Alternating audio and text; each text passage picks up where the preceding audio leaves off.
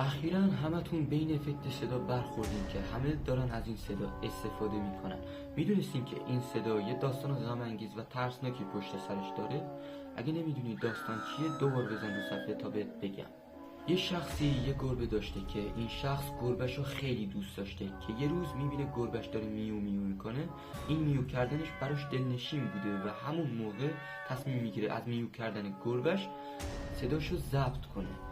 و بعد از ضبط کردن صدای گربهش چند روز بعد یه اتفاقی به گربه میفته و گربه میمیره.